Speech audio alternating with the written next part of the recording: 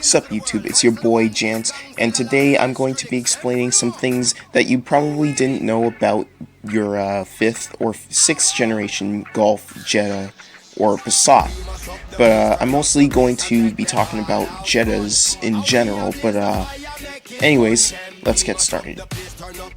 So, the 5th generation Jetta debuted at the Los Angeles Auto Show on January 5th, 2005. Back then, it was the second Volkswagen to make its world debut at the US Auto Show. However, the Mk5 Jetta sedan went on or had a huge sale in the USA prior to any other country.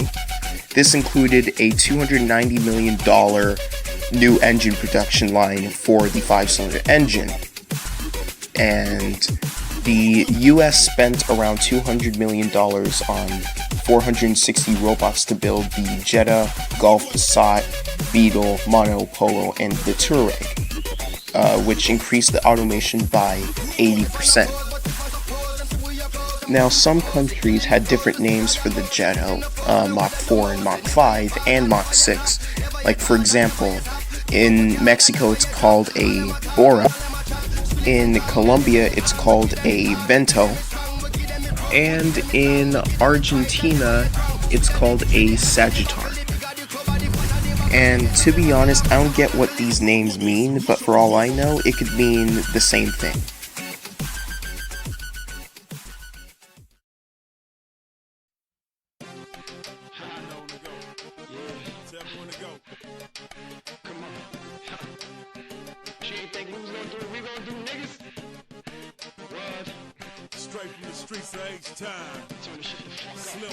So Volkswagen made 11 different engine models for all the Jettas. Some people believed that the Generation 5 models only had a few engines, but Volkswagen has a lot more options, such as the 1.6 liter inline 4 and the 1.6 liter inline 4 FSI, 2 liter inline 4 and the 2 liter inline 4 FSI, the 2.5 liter inline 5 FSI, 1.4 liter inline 4 TSI, 1.8 liter inline 4 TSI, and the last 3 or 4 of the engines are the 1.4 liter inline 4 TDI, the 2 liter inline 4 TDI.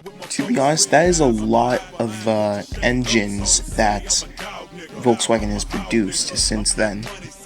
And of course, I'm forgetting one engine model that is pretty popular in Golfs, which is the Golf R32 engine, or also known as the B6 or the B7 3.2 to 3.6 liter narrow V6, or the VR6.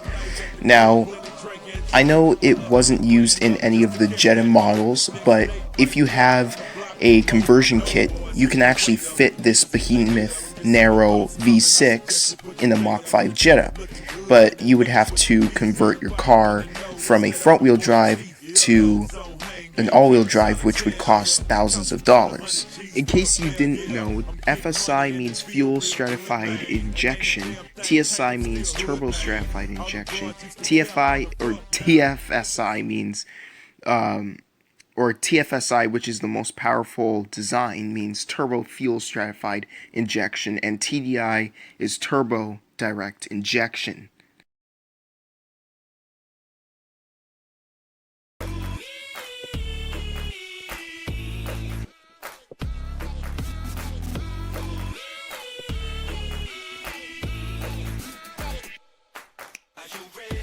The Volkswagen Jetta, or the Jetta 2.5 5-cylinder engine, was not built or designed by Volkswagen. It was all Audi. I mean, the only parts that were from Volkswagen were the NGK VW spark plugs, which I didn't know NGK and Volkswagen would coexist with each other.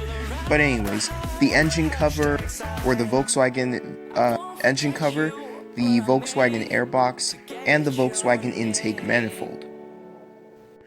Otherwise, the engine was downgraded and redesigned by both Audi and Volkswagen. Unlike the TTRS, the Jetta 2.5 has the same exact engine, except the TTRS is turbocharged and is capable of producing between 350 and 400 horsepower. A lot of Mk5 or Mk6 Jetta owners were unaware that the Jetta 2.5 is technically a Jetta TTRS or an RS, since it's not a turbocharged, or since it's not turbocharged. But the good thing about this engine is that it's very tunable and reliable, which means you can add an arsenal of performance parts on it, and including a turbocharger, with the exception. Sorry for the cutout, guys. My thing cut out for some reason, but anyways,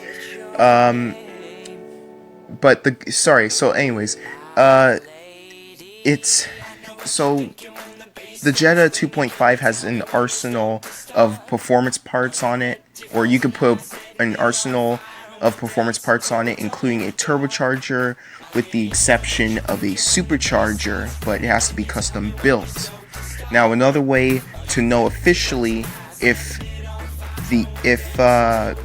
my statement is true is looking it up online, or going under the hood, or under your going into your car's engine and just taking the engine cover off and just looking around around the valve cover or the cylinder head, and hopefully you'll see the VW and the Audi logo together.